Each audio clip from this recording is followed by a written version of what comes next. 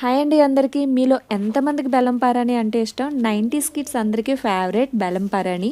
నేను చిన్నప్పుడైతే రెగ్యులర్గా వీక్లీ వన్స్ అన్నా తయారు చేసుకొని పెట్టుకునేదాన్ని. బెల్లం పారాని ఎలా తయారు చేయాలి అంటే ఈ వీడియోలో చూపిస్తాను.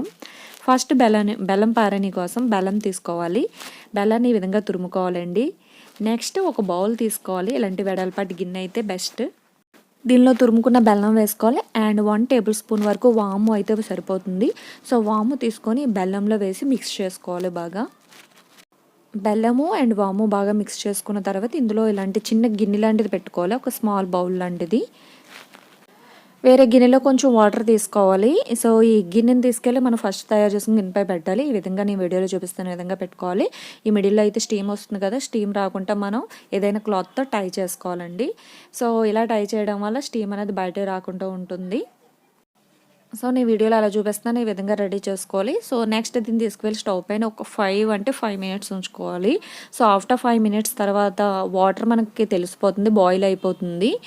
నెక్స్ట్ 5 మినిట్స్ తర్వాత మనకు చూడండి పారాని రెడీ అయిపోతుంది. మీకు వీడియోలో చూపిస్తా చూడండి పారాని ఎలా రెడీ అయిందో. దీన్ని ఏదైనా ఒక బాటిల్లో స్టోర్ చేసుకొని మనకు నచ్చినప్పుడు కుంకుమ కలుపుకొని మన చేతులు పెట్టుకోవడమే. సో రెడీ టు మెహందీ అనమాట. చాలా చాలా బాగుంటుంది. ఎక్కడికైనా ఫంక్షన్ సడన్గా వెళ్ళేటప్పుడు ఇలాంటి మెహందీ మనం పెట్టుకుంటే చాలా చాలా బ్రైట్నెస్ ఇస్తుంది.